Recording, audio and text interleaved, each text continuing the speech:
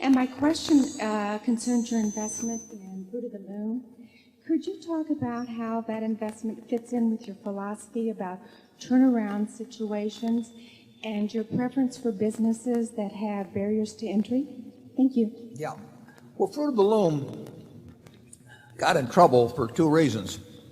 One is they borrowed too much money. They borrowed about $1,200,000,000, and actually it went something beyond that because they were engaging some other transactions that were off balance sheet and so on. So it was a company that, in a financial sense, was out of control. Simultaneously with that, they had a lot of operating problems too. But we were not going to inherit the capital structure, and we were not going to inherit the management that had caused the operating problems. But much to our pleasure, we were going to inherit a management that had done an incredible job in running the business for a long time prior to the sins of the recent period. And we made a condition. I don't think there's probably ever been a condition made to a bankruptcy court or a proposal where we said our offer is not contingent on financing. It's not contingent on, if war breaks out, our offer is still good and everything else. But we did make a contingent on John Holland being available to run the business, because John had done a sensational job of running the business before the difficulties of the excess leverage and operating insanities. And he was willing to come back, which was very important to us. And Fruit of the Loom has, I don't know, between 40 and 45% of the men's and boys market.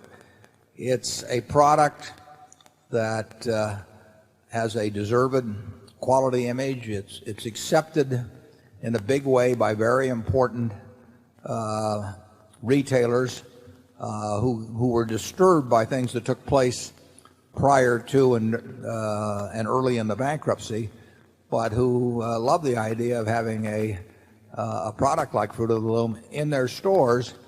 And it's a very low-cost producer of a very basic product. So it fits us very well. And now the management can just simply worry about building the brand and running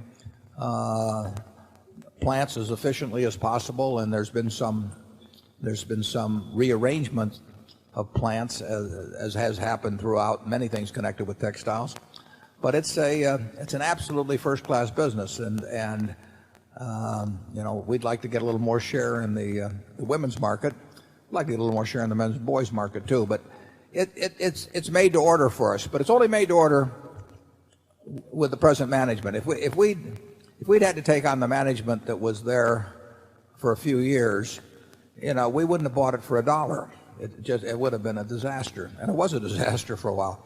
But fortunately, it's a little like Geico in the mid-70s. I mean, Geico was a marvelous company that got mismanaged in a big way for a while. But its fundamental advantages were there throughout the period, and what you had to do was get rid of the mismanagement and get back to the basics.